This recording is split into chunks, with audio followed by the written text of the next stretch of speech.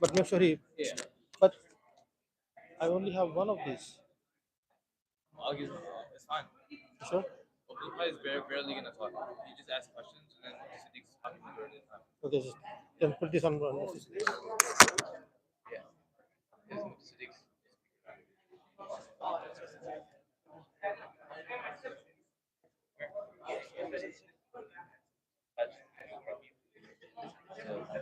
catch questions.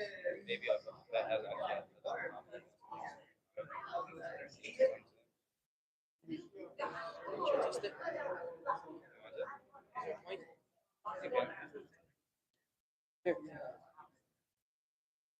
It's good? Yes.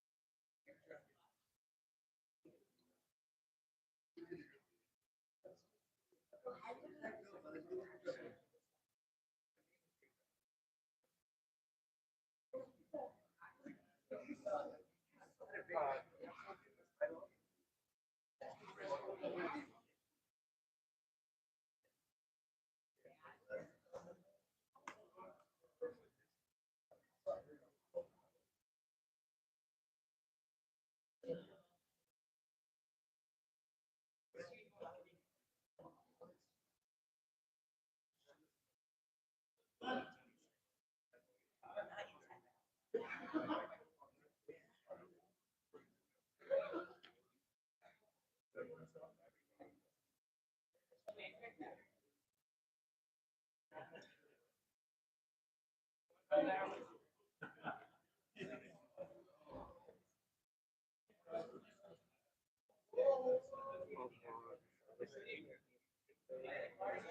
they got the. Want me to just use my phone and remove the app?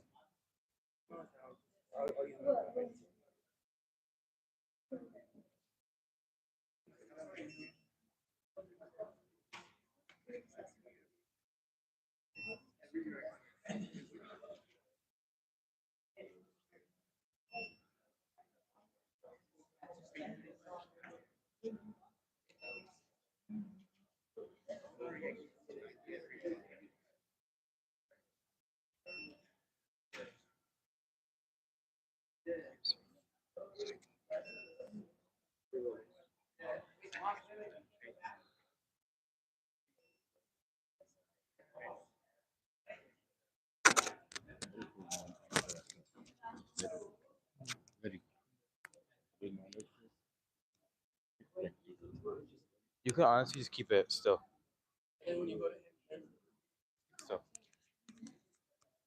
Still.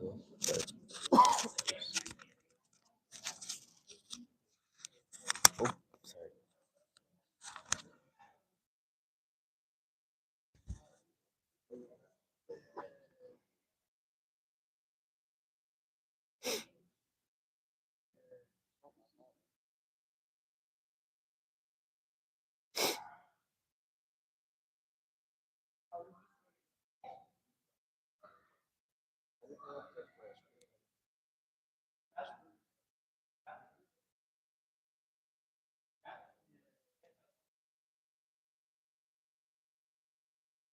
Turn off night shift. Yeah, I mean, I guess.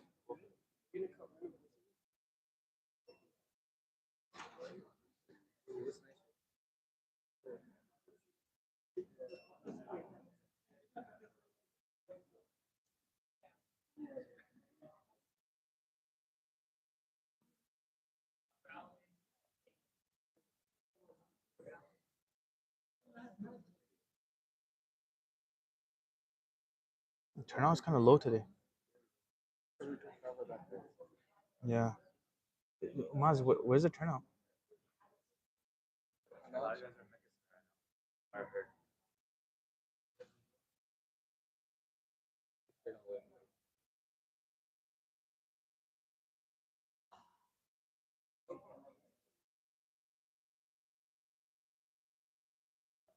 Is there anyone in the bank?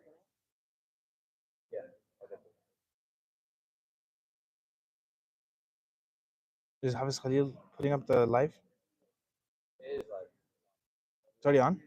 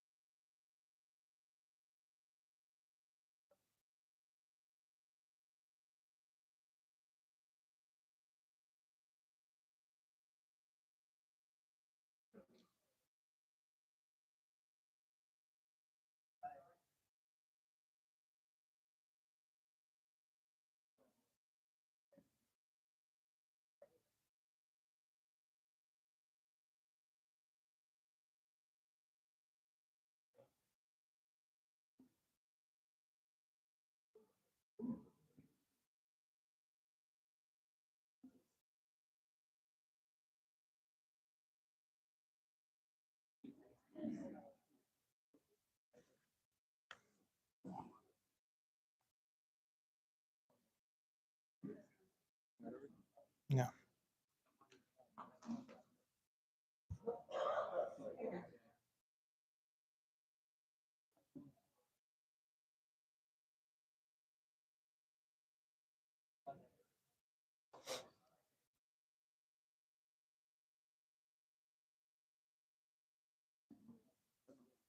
Hmm?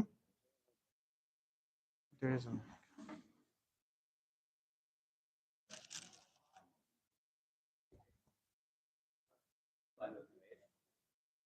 Yeah, it's made. This has to be displayed. Yeah, the channel can put it up on the computer.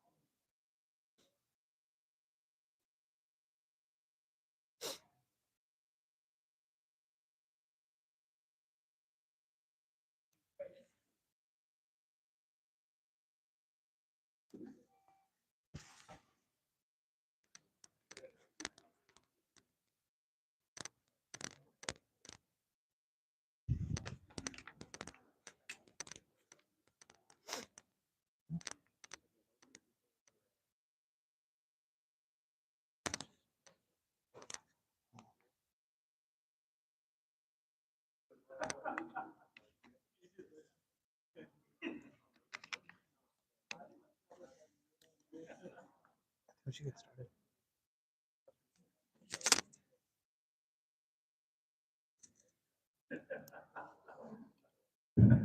Assalamu alaikum warahmatullahi wabarakatuh.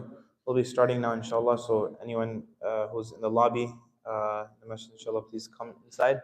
And the brothers here gather on, inshallah. Jazakallah khair.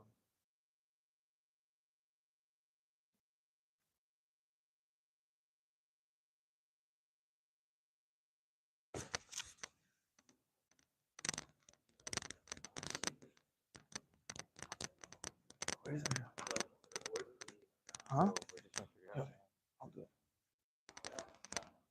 I know.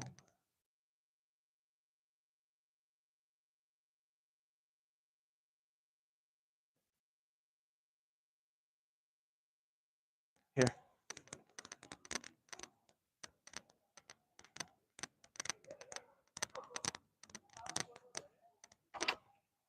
Turn on. Yeah. Here.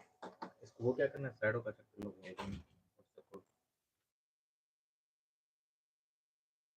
Not looking at No, that's fine. You don't have to. Don't worry about it. It's on. Door अच्छा खरीद ladies को on करे ये दे दे यहाँ पे भी of हो गया? क्या हो गया यहाँ से वो करना टीवी पे prayer Huh?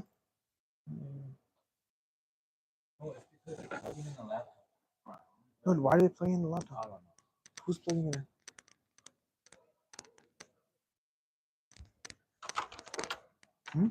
not that one.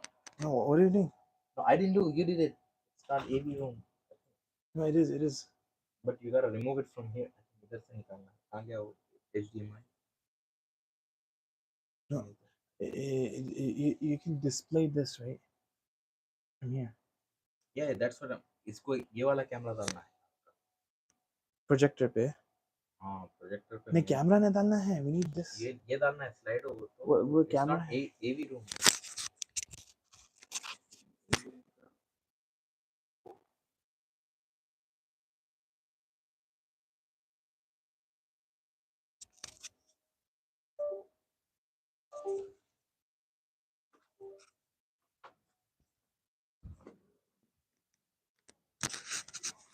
Okay. The slide will come on. Let's just start.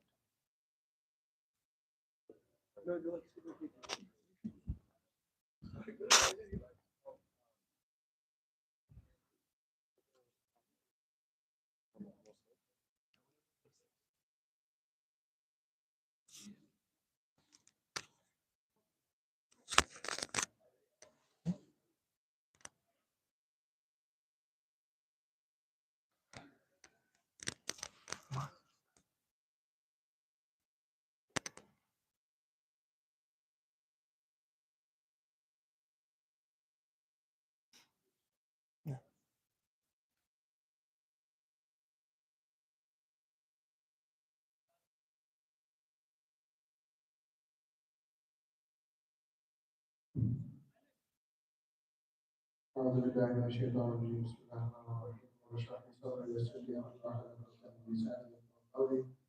Brothers and sisters, Assalamu alaikum wa rahmatullahi wa barakatuh. Alaikum salam. So we are here in the final episode of our midnight cast for Ramadan 2025. Alhamdulillah, it's been an amazing journey, and inshallah, after Ramadan, we'll continue these programs, inshallah. This is probably the last time we're going to be here on a Thursday night at midnight till like next Ramadan. But definitely, this is not the end. So we ask inshallah everybody that's here to continue coming to the programs that we have throughout the year. So with that being said, let's jump right into it.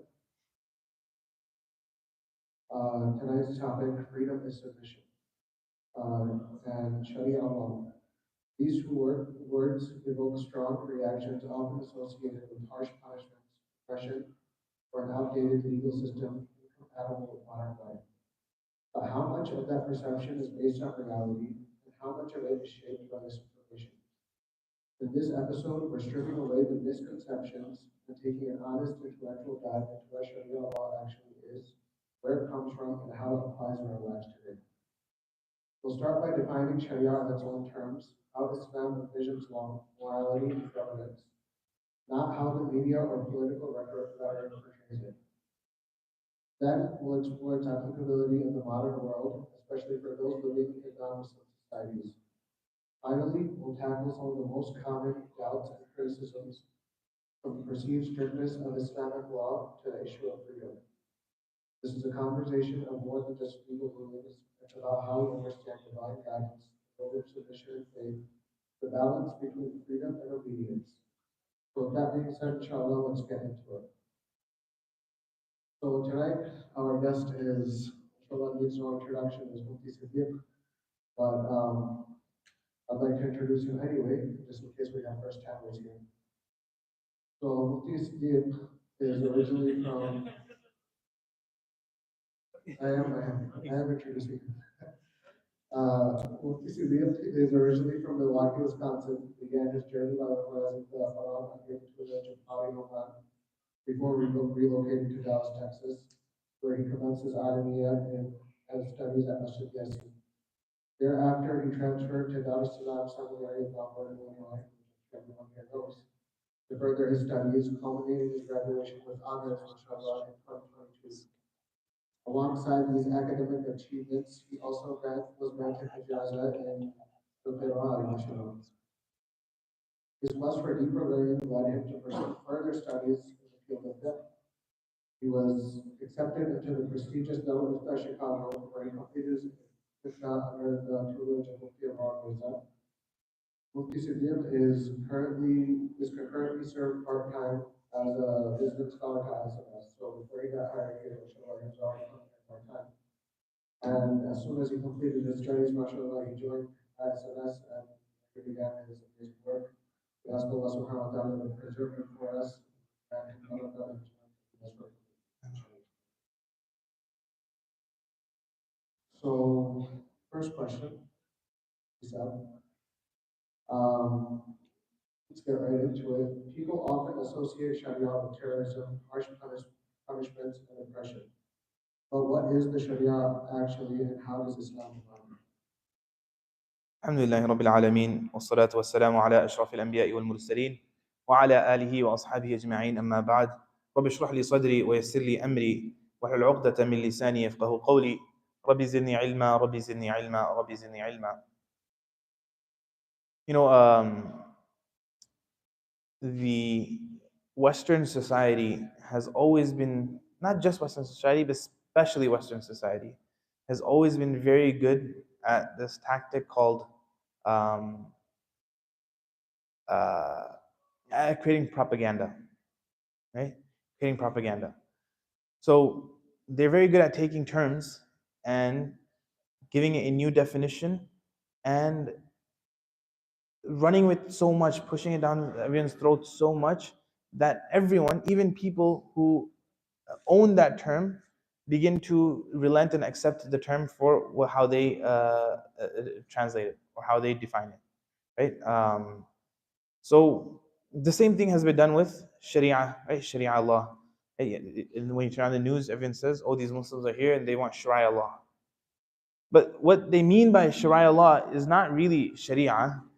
They are saying that it's synonymous for them with terrorism, right? That Sharia law is terrorism. It's synonymous for something that's backwards, something that's barbaric. Uh, and this type of propaganda is called atrocity propaganda, right? That's the official term for atrocity propaganda. And we need to be very, very careful of that we don't define our terms, we don't understand our terms according to the definition of someone else. So Sharia, when Muslims say Sharia, Sharia includes every single ruling that Allah subhanahu wa ta'ala revealed to us. So praying 5 times a day is Sharia. Fasting in Ramadan is Sharia. Giving zakah is Sharia. Being kind to one's parents is Sharia. Being kind to one's spouse is part of Sharia. Having good character, good morals, good etiquettes is Sharia. Being honest is Sharia. Being a law-abiding citizen is Sharia. So that's what Sharia law is. All of Islam, everything that Allah subhanahu wa ta'ala commands us to do, all those commands together are called Sharia. So that's how we understand and define Sharia. And do you guys hear me? No. There's going to be a program with that. Yeah, I'll just repeat your question. That's fine. Go ahead. Okay, so the next question is, in light of this propaganda, a lot of us didn't really grow up knowing what the source of Sharia is. So could you explain to us, the question exactly is, what are the sources of Sharia and how do scholars derive rulings from them? That's a good question. Where do we get the Sharia from, right? As you've noticed for the first 4 episodes, something that we've really been pushing and trying to explain is epistemology. Where do we get knowledge from? Where do we get information from? Right? And that's a very important distinction to make for this discussion and any discussion moving forward. Right? If you were to take one thing from this series, I want you to understand that our epistemology is different than Western epistemology. So where is Sharia derived from? There are 4 sources of Sharia, right, according to most scholars. The first 2 are obvious, Quran and Sunnah. Right? Quran and Sunnah. Where do we get Sharia from? We get them from Quran and Sunnah. But not only Quran and Sunnah, because the Quran and Sunnah, in a sense, are limited in the sense that the Quran and Sunnah address a specific number of issues and masail.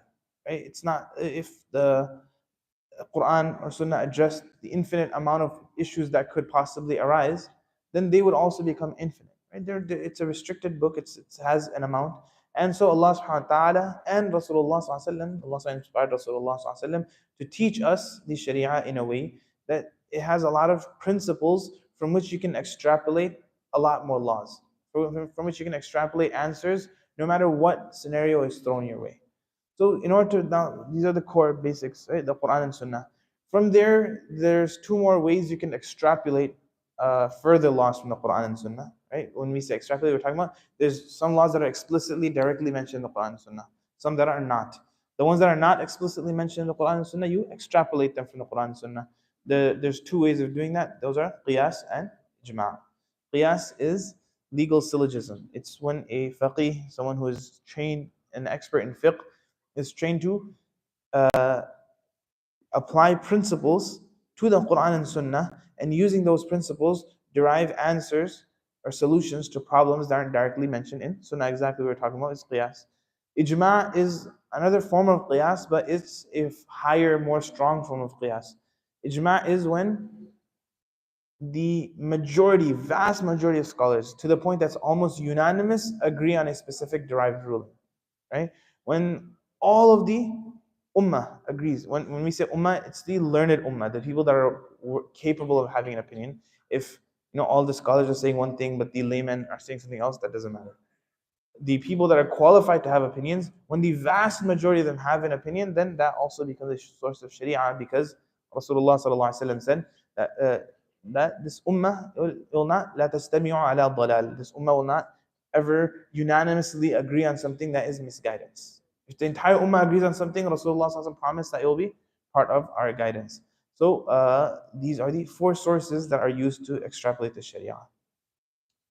And so, living in a non-Muslim country, does Sharia apply to our lives?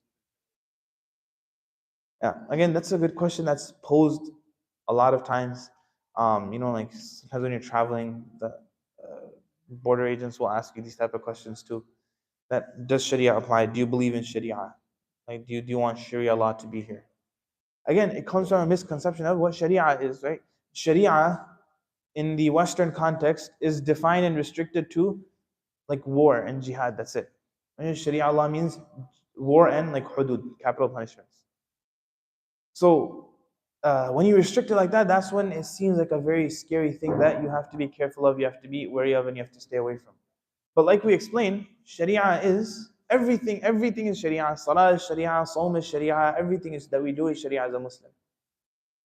So does it apply to us here? Yeah, it does apply to us. We're all following the Sharia. That's why we're here in Ramadan, fasting, praying, Taraweeh, fulfilling our rights of worship because those are part of Sharia and Sharia applies to us. Now, there are cases, the entire Sharia doesn't always apply to every single individual. Like, for example, what I mean by that is that a person who is unmarried, the laws of marriage don't apply to the unmarried person. So does that aspect of Sharia apply to that individual? No, no, it doesn't. Someone who's sick, unable to fast, all the laws of fasting don't apply to that individual. So that's an aspect of Sharia that is not applicable to them. So there are aspects of Sharia that sometimes are not applicable because of the situation. So some of the ahkam that are with regards to governance don't apply to us here because we're not in a position of governance. So those things wouldn't apply. But holistically, can you say Sharia doesn't apply? No, you can't say that. Sharia does apply. But when there's certain exclusions due to circumstance, then those exclusions are there in their place. So what I'm getting from this is that, it's not just like Western propaganda propagates, rather it's something that is a way of life and includes things like how we treat my parents, fasting, etc. Yeah, absolutely, absolutely. And so moving on to the next question, why is it applicable when it was revealed 1,400 years ago to the Arab, whose society was so different from ours? As we know, they lived a very simple lifestyle. It was nothing like how we live today. And the question like some may ask is it not outdated? Yeah. So again, this discussion is really built on the premises that we established in some of the previous episodes. Right? In those episodes, we established if an individual believes that Allah subhanahu actually before I even go into that, the reason I think this question is not a question that a lot of Muslims have internally. Most often than not, it's a question that we don't know how to respond when it's posed to us. And when we try to respond, then we get stuck. But it's very, very important. That's why we talk about epistemology, to understand and to be able to explain, if you're going to get into that look, we're approaching this issue from a very different framework, right? If you try to explain how Islam works, how the Sharia works according to the Western framework, it's really not going to make sense. It's not going to fit because the whole foundation, the whole approach, the entire framework is different. It's like trying to take a square and fit it into a triangle hole. It's always going to be awkward. It's not going to fit properly. But that's not because the square is the wrong shape and it's incorrect and squares don't exist. It's because you're trying to fit it into a place that it doesn't fit into. If you take a square hole, it'll fit perfectly. The same thing with the Sharia. We're approaching it from a very different framework. We're approaching it, again, this is not the place, nor do we have the time to discuss all of these things back from step one. We're going to start from the premise that we believe in one Allah, and we believe that this Allah is Al-Hakim, all-wise. So Allah subhanahu wa ta'ala from His wisdom and His Al-Alim from His knowledge knows what is good for humanity, what is right, what is beneficial, and what is harmful. And Allah subhanahu wa ta'ala created a system of law and revealed it to a prophet at a time that Allah subhanahu wa ta'ala deemed to be the best for humanity until humanity ends, till the day of judgment. That this decision was made by Allah subhanahu wa ta'ala from His wisdom. Now, can we understand that wisdom? Sometimes we can, sometimes we can't. when for example, one of the things we can understand about the wisdom of Allah subhanahu wa ta'ala revealing to Rasulullah sallallahu alaihi wasallam in Arabia is that the language of the Quran, Arabic, the eloquence that Arabic has is unmatched by any other language. If Allah subhanahu wa ta'ala had revealed the Quran in any other language, it would not be as eloquent and as meaningful and as deep as the Quran is in Arabic. That's one example of some of the wisdoms of Allah subhanahu wa ta'ala. But ultimately, the wisdom of Allah subhanahu wa ta'ala is known to Allah subhanahu wa ta'ala. We're not always privy to the knowledge and the wisdom of Allah subhanahu wa ta'ala.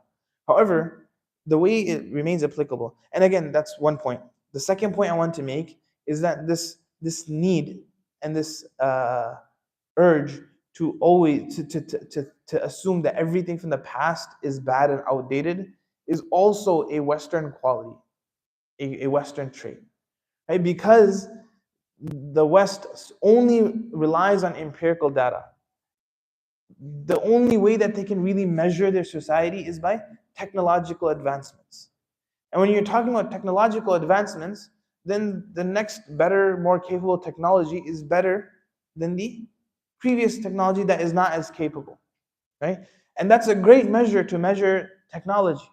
That whatever is new, better, is usually more capable, it can do more, is the better one. And the thing that's outdated is outdated, you don't need it anymore. That's a great measure for technology. That's not necessarily a great measure for morals. That's not necessarily a great measure for laws. Just because a law came later doesn't mean that law is better, right? And we can understand that, for example, Donald Trump is deporting people that immigrated here legally, right? If that now becomes law, that anyone that speaks out against the government policy in this country will be deported, and that becomes law. Does that mean that that law is better than the previous law that allowed people to voice their opinion here? Not necessarily. Just because a law came afterwards does not make it inherently better. So that's another thing that I want to address, that we must get out of this frame of mind that just because modern society believes something to be good, then that must be what's good. And everyone else who came before us that believes anything else, it's outdated and it's not as good. They don't understand as much as us. That is a completely wrong measure, wrong yardstick to judge morals and law by. It doesn't work outside of technology, right? So that's number two. That just because it was revealed 1400 years ago doesn't necessarily make it outdated or bad. Our sense of morality hasn't evolved into a better form, right? That we think that like homosexuality is a good thing, right? Who's gonna sit here and say, yeah, that's an evolution towards something better, right? Is that really? We have people walking around saying they're cats and dogs and animals and butterflies, right? People are, there's a lady that identified as being blind, so she put bleach in her eyes to make herself blind so that she can fit into how she feels. And morally in our culture, that's something that's acceptable. So should we then assume and say that, yeah, that is, if everyone now, there's a whole community, let's say, says that, yeah, we identify as blind, we're going to make ourselves blind. Who's going to say no, that's an evolution towards a better form of morality and understanding of goodness? That's not the case. Number two. Number three is that then there are certain cases when the Sharia does need to evolve. For example, in the field of business, the way business transactions worked in the lifetime of Rasulullah sallallahu alaihi wasallam. Because look, Islam is there to provide us with solutions and a way forward, no matter what situation you find yourself in. So now, the field of business, the way transactions work, now are far, far more complex than they worked 1,400 years ago. Right? Transactions were a lot more simple back then, and they've become a lot more complex now. So in such areas, the Sharia is very flexible and it adapts and it continues to provide solutions.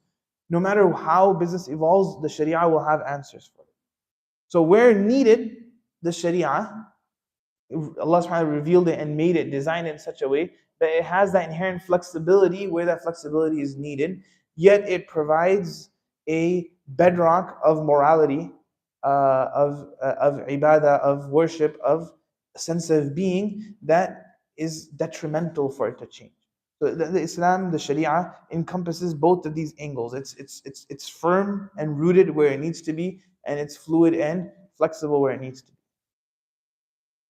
Does that answer the question? Yeah, I think that answers the question pretty well. What do you guys think?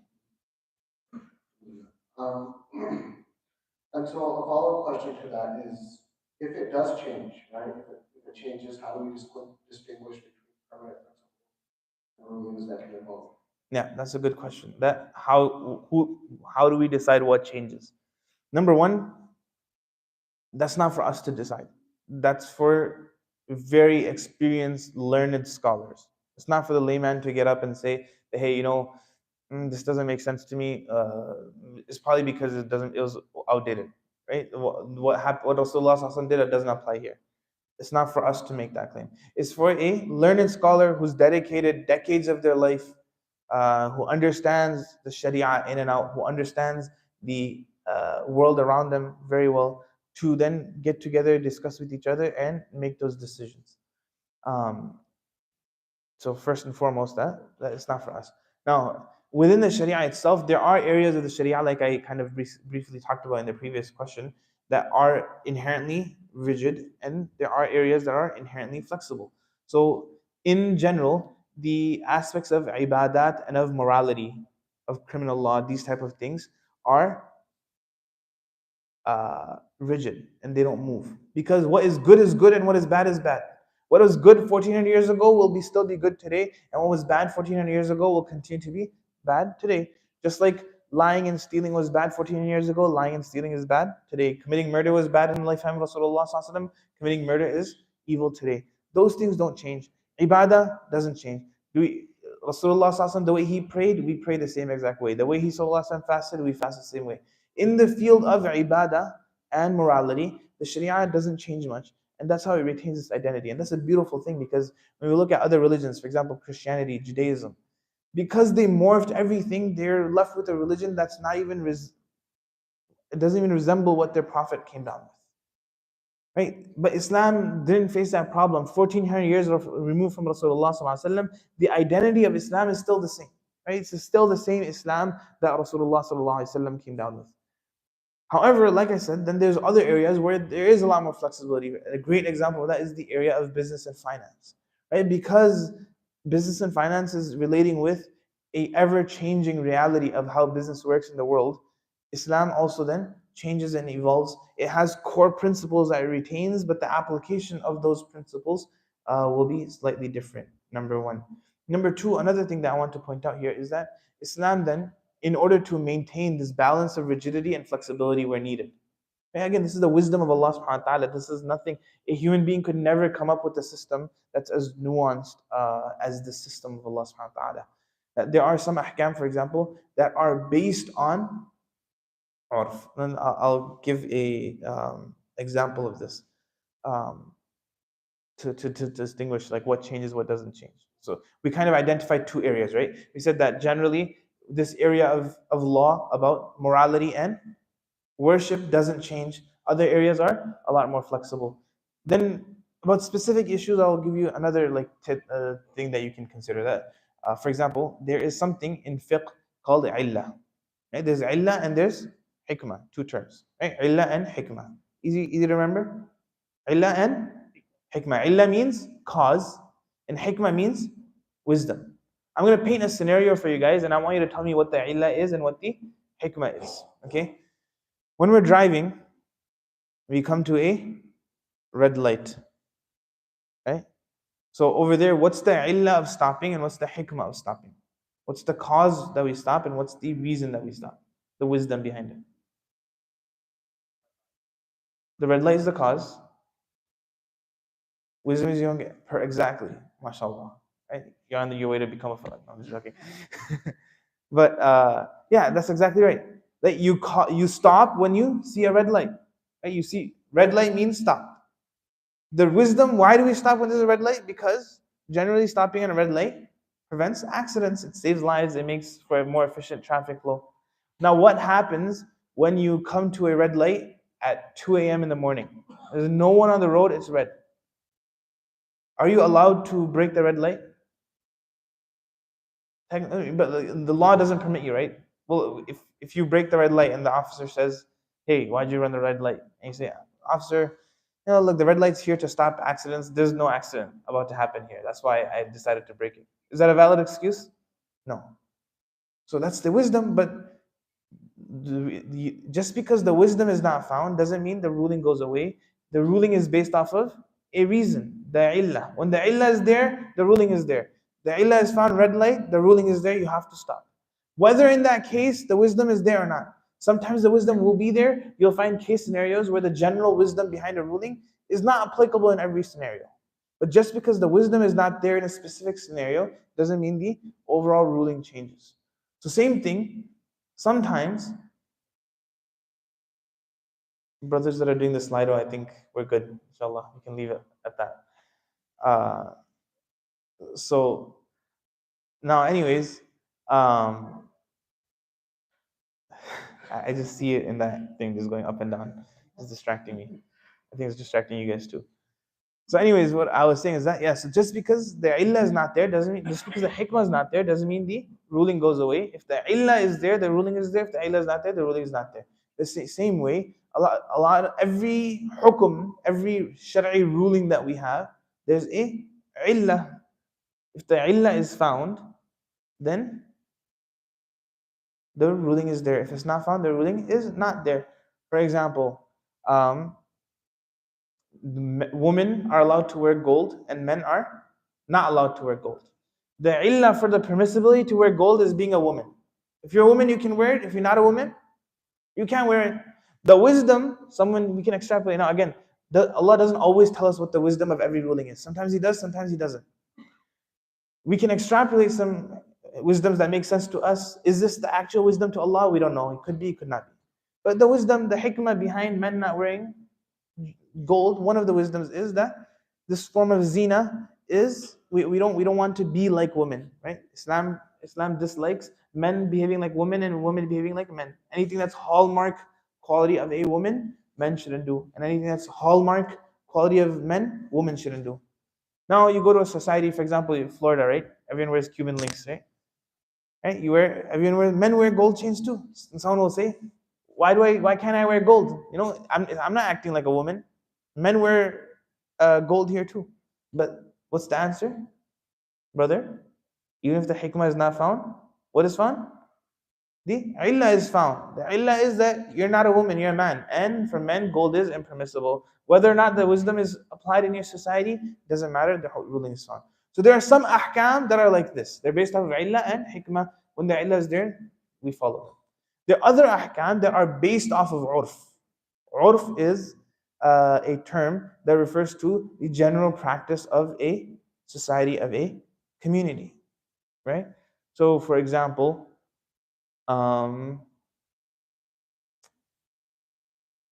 let's say in a community, with regards to, for example, style of clothing or like color, the color of clothing is not necessarily based off of any hadith. It's based off of this urf, that whatever urf is men's colors, men should wear. Men can't wear women's colors according to your urf in your society, in your community, with regards to exception to like a few colors, but generally speaking. Now, when the ruling is based off of urf, when the urf changes, the ruling also changes. For example, let's say there's a community that blue is regarded to be only a woman's color. Only women in this community wear blue. Okay? Only women wear blue. Men don't wear blue in this community. Now, can men wear blue in that community? No, they can't. Because this ruling is based on urf. There's no illah, there's urf here. That because Allah says, don't be like women. So if something is specifically for women in this community, then it's for women in that community. This community has a urf that only women wear blue, men don't wear blue here. In that community, you're not allowed to wear blue either. But now you go to a different community where that urf is not found, then you can wear blue. So there are some rulings which are based off of urf and some rulings which are based off of illah. The rulings that are based off of illah don't change, and the rulings that are based off of urf can change when the urf changes. Now, who determines which ruling is based off of illah, which ruling is based off of urf? You have to go to a faqih, an expert in fiqh, who studied hadith and Quran extensively, who studied fiqh extensively, and understands not only the rulings, but the basis of different rulings and how these rulings evolve and change. Right? Yeah, urf is a term that refers to the general practice of a community, of a society, right? That is called urf. Now, different things are based off of urf. Like for example, this might be a technical example that I don't know if everyone will relate to or not, but this is like a traditional example that's given, is that some items, there's things that are sold by volume, there's some items that are sold by weight, and there's some items that are sold by count, right? For example, milk is sold by volume. You buy milk by gallon, right? You buy, for example, rice and wheat by weight, based off of pounds. Meat you buy based off of weight, and some things you buy based off of count. For example, eggs. You buy eggs based off of count, not by weight or volume. So now Rasulullah SAW called certain things to be makili. Makili means by way of volume. He said that these things are bought by way of volume. Now, 120 years later, the way people bought and sold the item changed, and now people stopped selling that by volume, but rather started selling it by weight. So, for example, wheat is an example like that. Originally, in the time of Rasulullah, wheat would be sold by volume, right? They would have like containers, and you'd buy based off of different container sizes. But very quickly after Rasulullah, it started being sold by weight. So now the discussion came up: do we? Rasulullah called this something that should be sold by volume. Does that mean we can never ever sell it by weight anymore? Or was Rasulullah just saying it's sold by volume because it was the urf, the people in his time traded by volume, and that's why he was referring to it, because that's how people traded it. But if that changes, then if it starts being sold by volume, can we now buy and sell these things based off of volume, by weight? So that's an example of like urf, because just because the community behaves in a specific way, some rulings are based off of that type of behavior and that practice. General practice, yeah.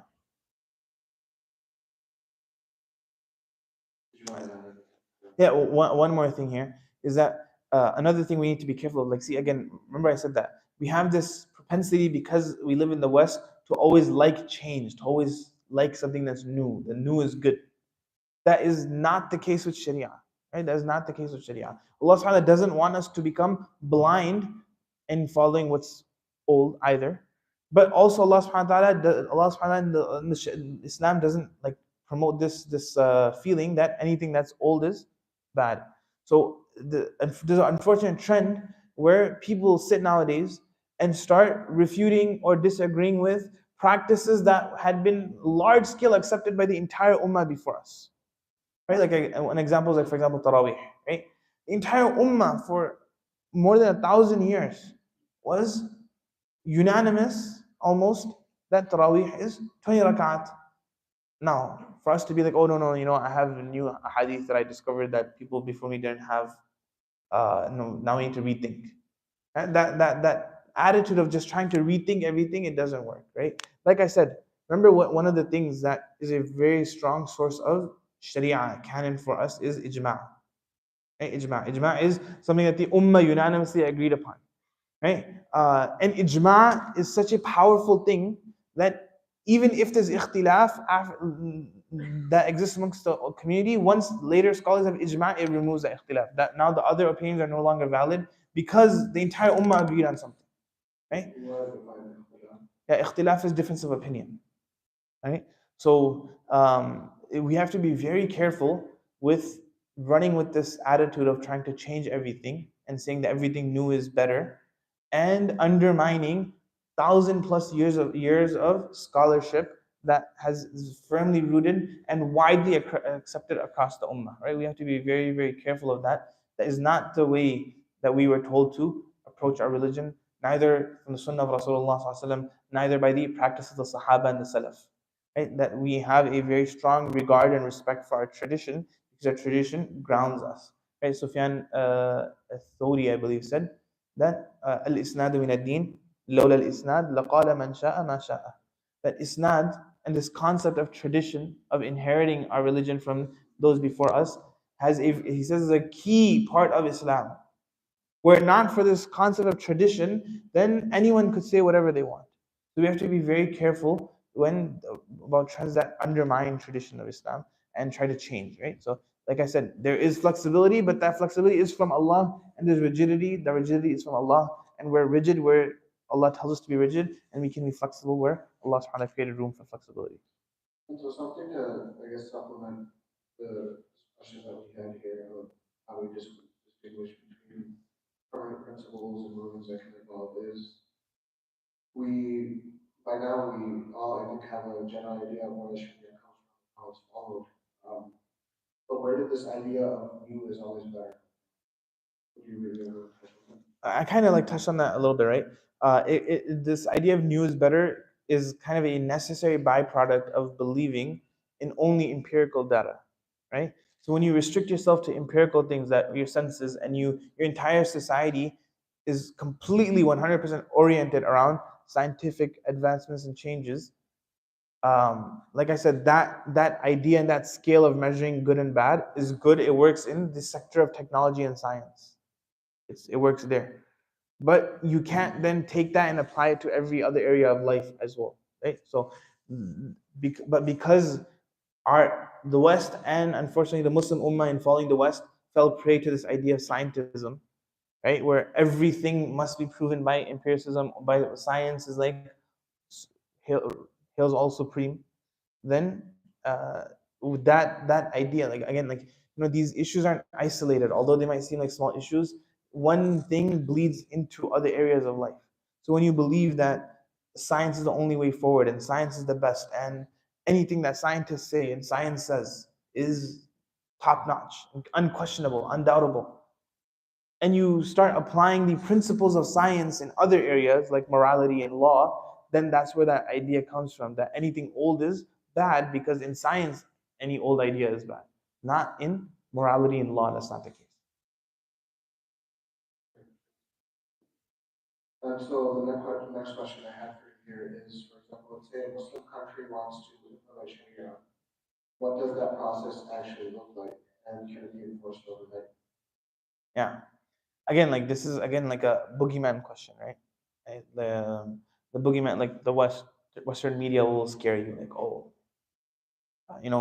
if it weren't for us invading these countries and enforcing democracy upon them, then they would have fallen into the barbaric hands of Sharia law, right? Sharia law. So but again, we can't accept information whole scale. We have to have a filter where we accept what's good and we reject what's nonsensical. And what would be a good way to maybe filter for your people like this? Yeah, I'll get to that right after this, inshallah. So now, when a country enforces Sharia law, again, what do they mean? What are they referring to when they say Sharia law? Right? What do they mean that this country will enforce Sharia law? They're usually only talking about two things, a couple of things. Number one, oh, this country is not going to allow you to be homosexual publicly, right? They won't let you love whoever you want to love. They're talking about like capital punishments and hudud, and that's pretty much it. And then they're going to say, oh, like you don't have the freedom to like express yourself however you want. These are like two things that they're scared of. And these are like Sharia law is code word for like these two or three things that they have an issue with. So now, will a country like enforce Sharia law overnight? Um, it's not possible, really. Like, will it enforce and facilitate as much as possible? Yeah, like a Muslim government is going to build masajid, is going to build areas where you can make wudu, is going to facilitate halal food, is going to facilitate for its citizens to follow their religion as easily as possible. They're going to facilitate that as much as possible. Are they going to enforce that? Yeah. Now, let's address then, instead of like using the code word Sharia law, let's just talk about the actual issue about like hudud. Will a country just start enforcing hudud overnight? Generally speaking, that hudud are corporal or capital punishments, right? Like if you steal, your hand gets cut off, these type of things. Generally, it's not a good idea. It's not wise. It doesn't work well when you start enforcing things like overnight like that, right? Islam, see again, the need and the over excessive need of using force to enforce laws is again a non-Muslim concept, right? Traditionally in our societies, there was the police force and law enforcement didn't need to be so robust. Why did it need to be extremely robust and really powerful? Because Islam focuses on reformation first and foremost, right? Surah Al-Isra is surah that Allah subhanahu revealed to Rasulullah sallallahu right before moving to Medina. And in Surah Al-Isra, Allah subhanahu teaches Rasulullah sallallahu the principles of building a society and laws and stuff as well. So the ayat starts from وَقَضَى رَبُّكَ أَلَّا تَعْبُدُوا إِلَّا إِيَّاهُ, and it carries on for about a page and a half, where Allah subhanahu wa ta'ala lays down the major laws of Islam. Now, when talking about the major core laws of Islam that will form the basis of the constitution, Allah subhanahu wa ta'ala first talks about shirk, then spends a lot of time talking about respecting your parents, then talks about generosity and giving to your family, giving to the poor, speaking kindly, speaking well. It's like moral things, which we don't. Is it law to be like kind to your parents here? Right? Will you get arrested if you like disrespect your parents? No. Will you get disrespected even in like a Muslim country? No, you won't. It's not like law like that. But the point is that when Allah subhanahu wa ta'ala is talking about law, He's emphasizing these aspects that reform a person's character, such that that person doesn't need law enforcement to follow the commands of Allah subhanahu wa ta'ala. The person understands that this is from Allah, and Allah is all wise, and Allah has my best interests at heart, and He knows what's good for me and what's bad for me, and that person himself will follow. It'll be rather rare for people to break the law, right? It's not as big of a problem in a Muslim society as it is in a non-Muslim society, especially in a secular society, right? People breaking the law, because in a secular society, when you don't believe in any inherent good or bad, you don't believe in the government doesn't like dictate, like our law, our constitution doesn't dictate necessarily good and evil, right? It's not a religious belief that we owe on to anyone. When that's not the case, when you don't owe your obedience to a higher power that you believe in, worship, and adore and revere, then what's the only thing stopping you from? What's the only thing stopping you from breaking the law? It's the fear of law enforcement. The fear of what will happen if you break the law. What will happen in America if the police force just goes inactive for 3 months? The military and police force comes inactive. You're not gonna get tickets. What's gonna happen? You know, like they make movies about it, like Purge, right? Like their imagination of what will happen to their society if laws are lifted for 24 hours is that the entire country will burn to flames. That's what they think about their own society. A Muslim practicing society, what will happen if you remove all the laws in Muslim society? Who's gonna steal? Who's gonna go kill? Who's gonna murder? No one. Why? Because the real reason why you don't do these things is not out of the fear of police anyways, is because you fear Allah subhanahu wa ta'ala.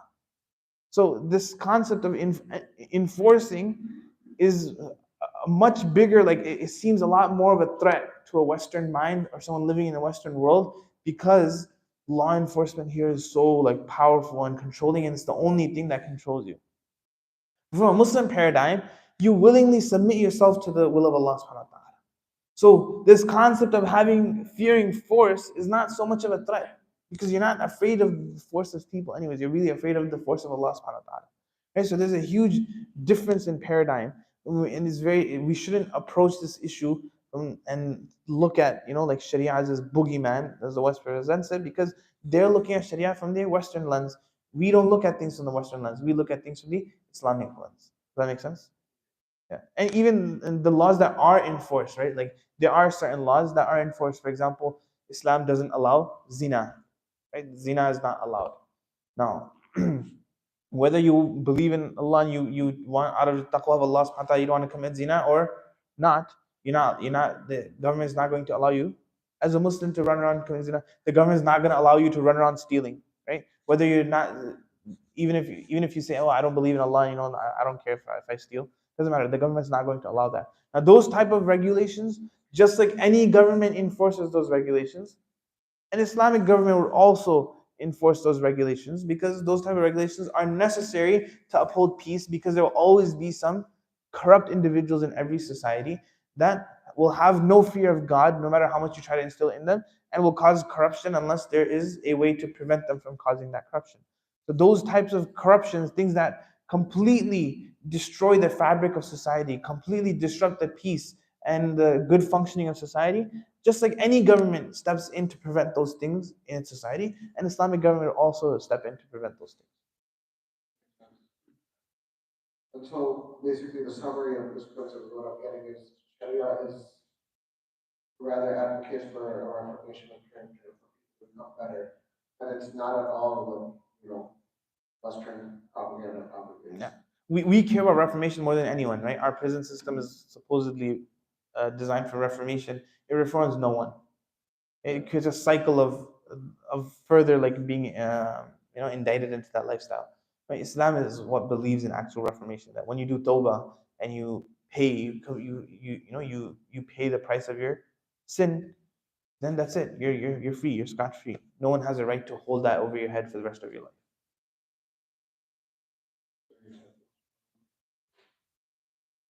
And so I think this is a good segue into the next section that we have here.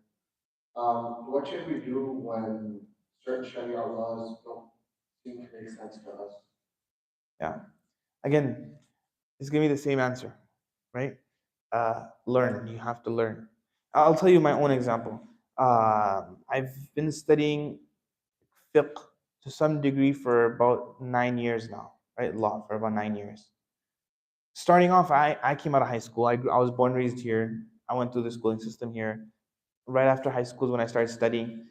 For a long time, sometimes we would like discuss and learn about ruling in Islam, and it just doesn't sit well with you, right? Like I would have this internal conflict that like, okay, this is what we're saying, but how can Islam say this? Right? How can Islam advocate this? And again, just like 4 or 5 years into my studies, I would still face this type of conflict. Now it would slowly start getting less, but it was still there. And the reason for that again is because those of us, especially those of us that are born and brought up here, but even people that migrated, because again, like I said, even if you did schooling in India, Pakistan, any Arab country, wherever, the reality is that the education system, even in those countries, is dictated by the Western academic model. So even those type of people, as well, the Western framework, the Western worldview is so deeply ingrained that when you look at Islam, you're looking at it from a Western lens.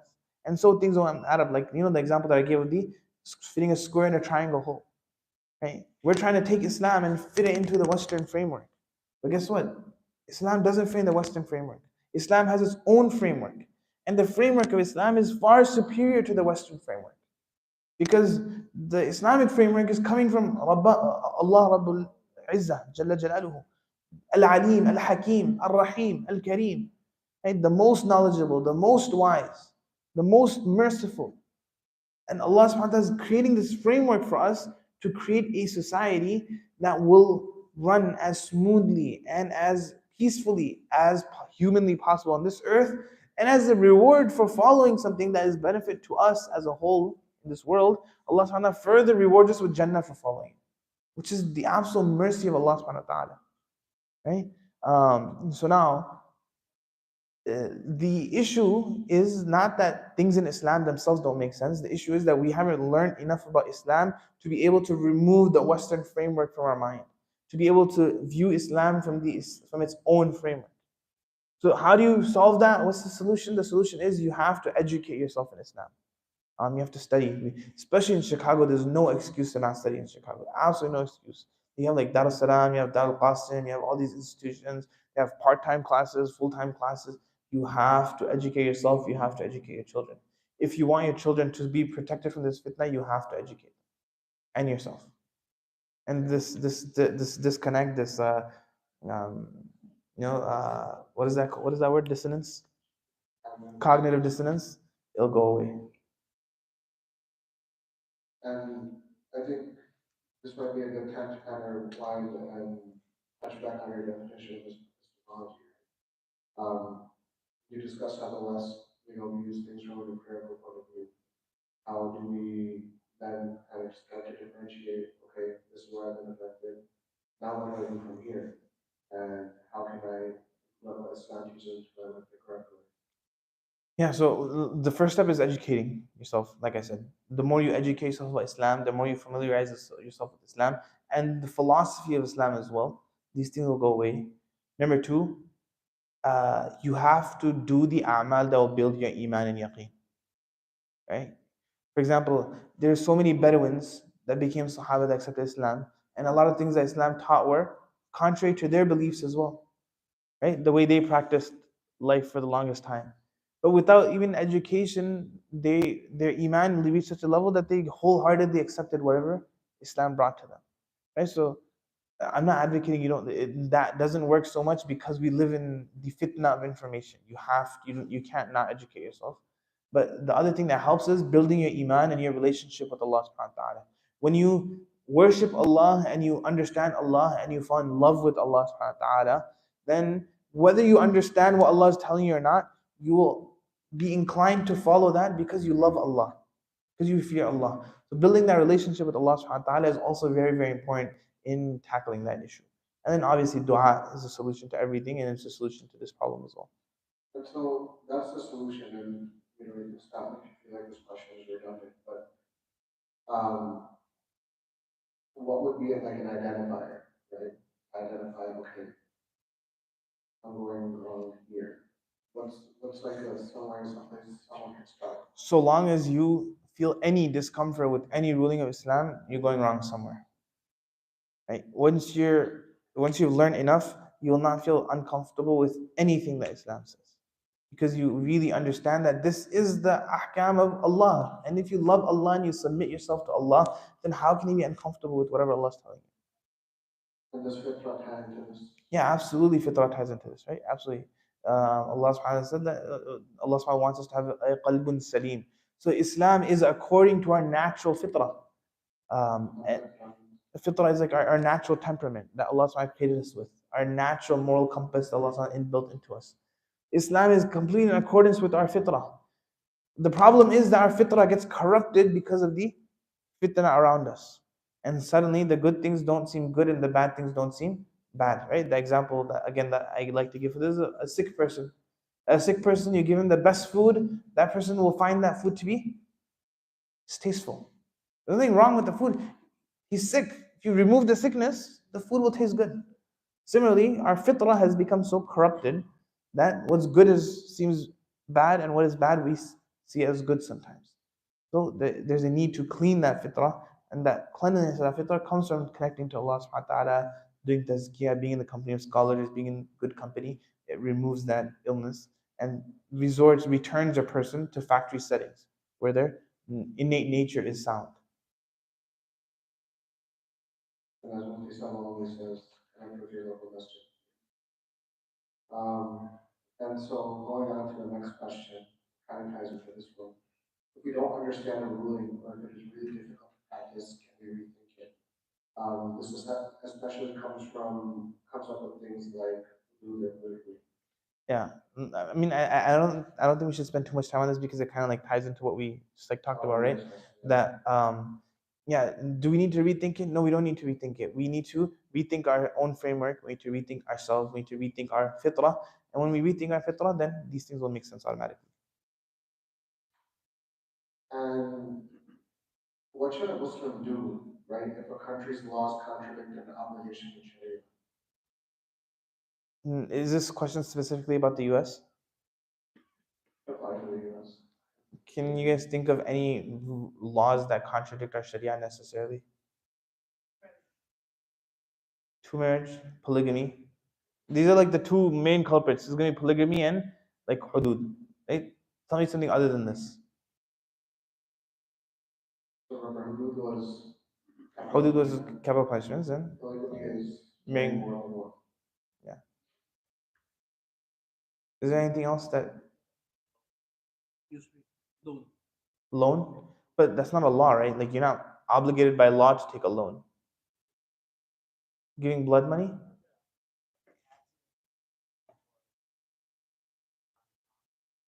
Taxes going towards buying bonds, yeah, those are things that are out of our control. But that is a separate problem from a restriction of following your religion, right? Like that's a huge problem, but that's not a restriction on our ability to follow our religion, fulfilling our duties to Allah subhanahu wa ta'ala. Those are kind of like huge issues, but secondary issues. If you really have a place where that's restricting your ability to worship Allah subhanahu wa ta'ala, right? Doesn't let you pray, doesn't let you fast, and you're able to do hijrah, you have to do hijrah, you have to migrate, you have to leave there.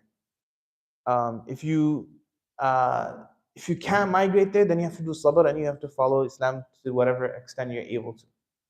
If you do have the freedom to follow your religion, about, like we do here, generally for the most part. Again, like polygamy. If polygamy is not an obligation, Allah subhanahu wa ta'ala doesn't say, oh, you have to do polygamy if you don't, it's sinful. It's a thing that's permissible, and if you're living in a place that's not allowing you to do it, then that's not a restriction on your ability to follow your religion necessarily. Then in that case, then still, if you're in a land of kufr, you have to live there with the intention of da'wah. That's the condition for you to live there. We have to become da'is, we have to make the intention that we're trying to give da'wah and spread the Islam of Allah subhanahu wa ta'ala. So that's how you deal with that.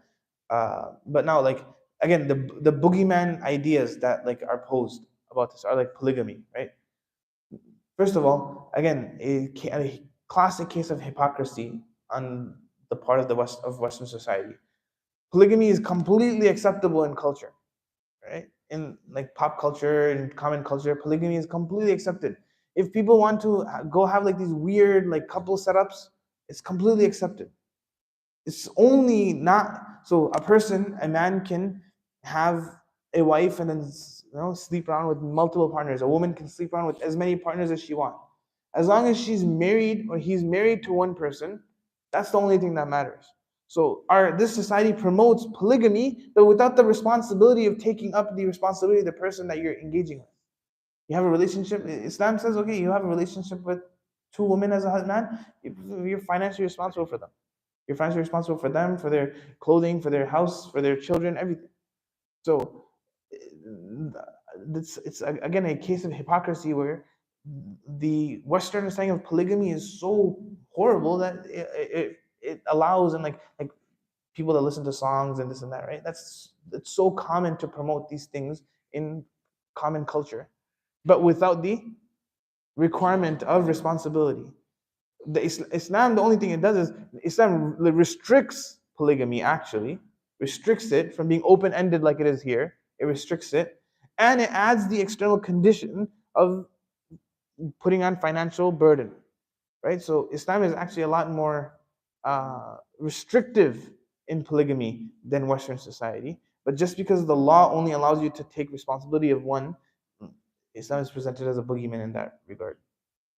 And so something that you touched on a little bit earlier is when you're staying here, you have to stay with the intention of dawah. Can you maybe expand this on like the definition of dawah here? Is it just Yeah, I mean, da'wah both, since it's solely, I don't want to get into this specific topic too much, but da'wah is both internally and externally. Da'wah to Muslims and da'wah to non-Muslims, both are responsibility. The Muslims are not practicing, we must give da'wah to them to start practicing, and the people that are not Muslims at all, we must also give da'wah to them to accept Islam. so we'll wrap these questions up for our last couple ones here, and we'll get into the next item. Many feel that Islam is too strict and restrictive. How does Islam balance divine guidance? Yeah, I think this is like actually a good place to end off this discussion. Again, see, Islam means submission. Islam means submission. It means submission to Allah subhanahu wa ta'ala. The beauty of submission to Allah is that submitting to Allah frees you from submitting to anything else, including yourself. The Western ideal is freedom, right? The supreme virtue of the Western society is freedom, right? America is what? Land of the free, home of the brave, right? So freedom.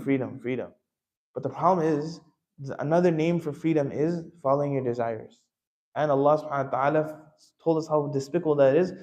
أَفَرَأَيْتَ مَنِ اتَّخَذَ إِلَهَهُ هَوَاهُ. Have you seen the person that took his desires as supreme? Let me highlight, like sometimes you have to take an idea to its extreme end to see if it's good or bad. Where does freedom of your desires take you? You guys ever seen a drug addict? You see a drug addict? I mean, you guys seen like the whole epidemic in San Francisco? The drug addicts there, they're like taking like horse trank. You don't even have to go as far as San Francisco. Put it crazy. Yeah, but like the San Francisco epidemic is like crazy. Like there's these people that are like slouched over. It's like they call it zombie apocalypse, right?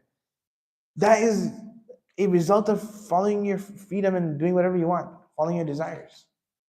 Right? That's where desires continue. Desires are a never-ending slope. Right? The people that are the wealthy elite of communities, if you look at like the type of actions that they do, they're absolutely depraved. It's disgusting. But guess what? That's the nature of following your desires. That when you follow your desires, it wants more and more and more and more and more until you become an animal and nothing satisfies you. And can you imagine that? Like people find sexual gratification from violence. Do you know how disgusting that is? How depraved you have to be to get to that level? But that's the result of following your desires. When you remove yourself from the submission of Allah and you put yourself into the submission of your desires under the gauze and banner of freedom, it takes you to a very ugly end. So Islam doesn't believe in freedom. Islam believes in submission. But submission to who? To Allah. And when you submit to Allah truly, then you're slave to no one else. Even a person that's actually a slave in this world is really free because he's a slave to Allah subhanahu wa ta'ala. He's submitting himself to Allah subhanahu wa ta'ala. So no one can be as free and as independent and as completely, one thing people want to do is like, oh, I don't care what people think.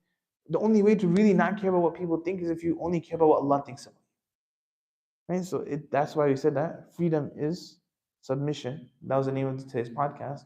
Because really, the only way to get freedom is to submit yourself to Allah subhanahu wa ta'ala. You can open the slide on that laptop.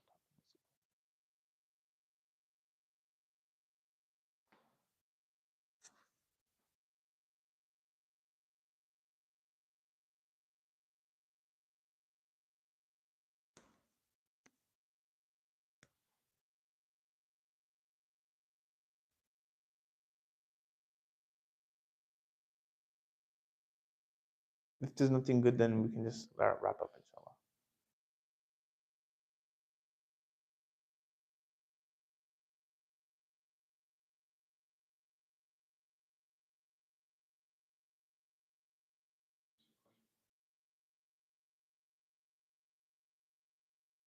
I guess one to touch on is urf for communities or situational. Um, Is all for communities what?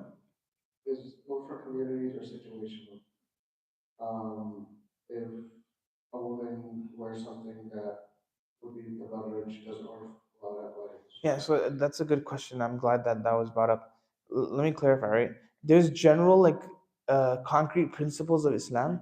Urf is only allowed to be manifest within the boundaries of Islam. So if it becomes, for example, urf for people to walk around like scantily dressed, right? That's not acceptable to Islam because there's concrete principles that say that no, you have to cover this much of your body, right? You have to behave in this manner. So there are overarching principles that Islam restricts, and within the ambit of that area that Islam has laid out, within that, urf can have a play. So if urf is completely impermissible, urf becomes to drink alcohol, doesn't mean you can drink alcohol, right? There's a space where urf can have has weight and where it doesn't. That's why it's so important to take that knowledge from learned scholars and not try to come to those conclusions ourselves, because there's a lot that goes into it. I'm trying in these discussions, I've tried to simplify these ideas as much as possible, but the reality is that they're very, very complex. Next question. Why should we adhere to one school of thought rather than I knew this question would come up today. I think we should like have a separate podcast for that. We'll be here for a while, but in short, that it's a practical necessity because uh, without it, it's very difficult to have an objective following of Islam without following your desires. uh,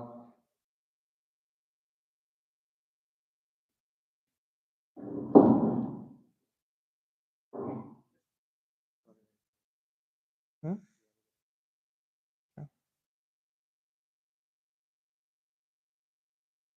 okay, so here's another one. Why is marriage so difficult today, and how can we grow into Shariah's teachings? Why is marriage so difficult? There's two reasons. One is the fault of the parents, and one is the fault of the youth. The fault of the parents is that they're holding on to these traditional ideas that you have to be completely well established before you get married. And the fault of the youth is that they refuse to grow up at a young enough age to be capable of marriage. at a young age, right? You can't be immature, running around wasting your money, wasting your time, and say, "Oh, Baba, get me married." Right? You have to have some maturity. Your dad can't get you married, like you can't bichari, like like the spouse. You can't make someone other innocent person suffer because your child is completely immature, right? So it it has to come from both sides.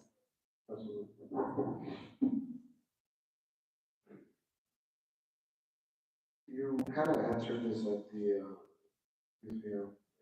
discussion we had last night. Maybe you could touch on this briefly because I know we discussed it quite a while, but not really right on the Sharia. But one of the questions is, do you think the Dajjal appeared in this lifetime? I don't know if the Dajjal will appear. Could he appear? He could. Could he not appear? He could not. Our job is to prepare. Like, one time a Sahabi asked Rasulullah Sallallahu Alaihi Wasallam, Ya Rasulullah, when is the day of judgment? So Rasulullah said, what have you prepared for the day of judgment? Right? So the question is, what have we prepared for Dajjal? Are we ready for Dajjal? Do we read Surah Kahf every Friday? Do we work on our iman? Do we make sure to protect ourselves? But it could, a lot of signs are done. It's close. It's definitely closer than it was before. But will it be in our lifetime? Allahu alam. The interesting thing that I don't know if you guys know, the Secretary of Defense of America, Secretary of Defense of America, he recently posted a picture on his Twitter or Instagram about him working out with the SEALs, and on his arm there's like a big tattoo that says Kafir in Arabic on his bicycle. The Secretary of Defense. It's so Dajjali. So, subhanAllah, these type of fitnas are so common, but will it ultimately come in our lifetime? Allahu Alam.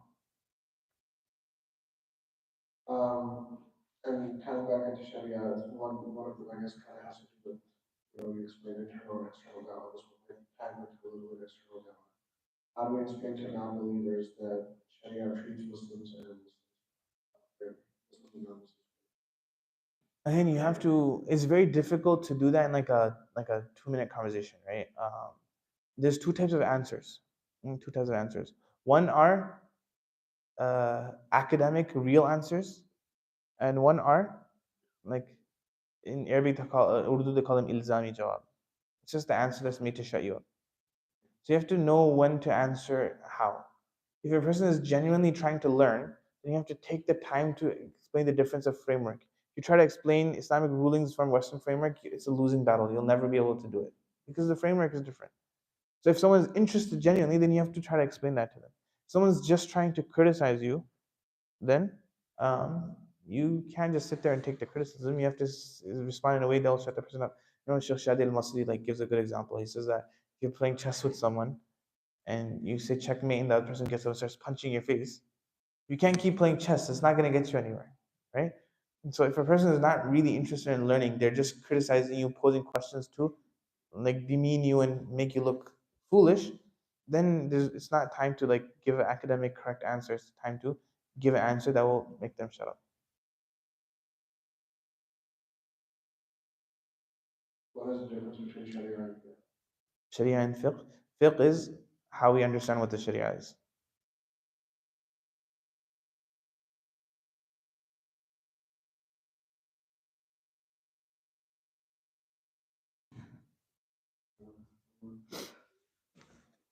When I asked Sharia allows marriage after graduating from the law school, the age, I would say you already answered that about how. Yeah, I mean, like I said, if you don't tether your morality to Allah subhanahu wa ta'ala, it will always change. Different states have different minimum ages here. Right now, not like before now. Now, different states in America have different understandings of how young you can be a pedophile in one state and be legally married in another state at the same time. And so when you don't tether yourself to Allah subhanahu wa ta'ala, to a place that's stable, then you come up with these type of this foolishness. In one country you can be a criminal and not a criminal for the same exact action.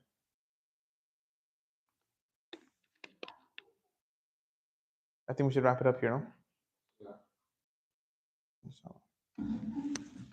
Jazakallah khairan to everyone for coming, for attending these past couple of days.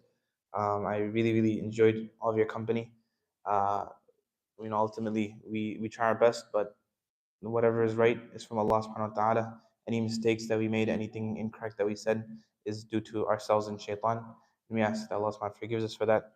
And I also request everyone's dua for me, for this masjid and for yourselves. That Allah subhanahu wa ta'ala continues to guide us, keep us on the path of His happiness, of His guidance, and Allah subhanahu wa ta'ala allows us to grow in our ilm and our amal. And inshallah, it's important for us to continue to remain more, like unfortunately our viewership dropped off today from yesterday or like last week, but unfortunately a lot of times this drop off is a lot more steep and severe after Ramadan ends, right? But it's all of our job to make sure that maintains and continues after Ramadan as well. We have to make sure that we're here. We have to make sure we bring people here too, and that continue, like again, like these are very very complex ideas that I tried to find people that can do a good job to condense it for us and make it palatable in 45 minutes. But the reality is that although they've done an amazing, amazing job, mashallah, may Allah reward all of our guests, at condensing those ideas, you don't become learned by listening to a 45-minute podcast, right? The hope for this was to just give you a taste of, it's like it's trying to get everyone to look to the people into the vast knowledge of Islam, the vast ocean of Islamic knowledge, right? We just look through the people, right? You don't understand anything, you just understand that, oh, there's an ocean there. And that was the hope, that number one, we understand and appreciate how robust Islamic scholarship is. That it's a lot, and Islamic academia knows what it's talking about. It's not some bunch of Maulanas that don't know how to speak English that are sitting and unaware of the world around them. That's not the reality. That was one objective. And the second objective was to at least plant the seeds and the basic ideas that get us started on the right path forward, right? But what is needed is continued education, right? So, and a continued environment, right? We have to address the fitna of shubuhat, the fitna of doubts by education, and fitna of shahwat, the fitna of desires by environment and practice. So, education, coming to the masjid, and actually getting a formal education as much as possible, do that. Study part-time, full-time, whatever you can. Like Dar es Salaam teamed up, you can actually get a scholarship for your bachelor's program if you study at Dar es Salaam 1 year. So look into that. Dal Qasim has options where you can study part-time, full-time. There's so much. There's a wealth of knowledge here, wealth of access. Take advantage of it and connect to the masjid, number two, to also increasing your knowledge and also have benefit from the environment that protects us from shahawat, from desires, inshallah. We ask Allah subhanahu wa ta'ala access to us. Jazakallah khairan. سبحان الله وبحمده سبحانك اللهم وبحمدك نشهد ان لا اله الا انت نستغفرك ونتوب اليك.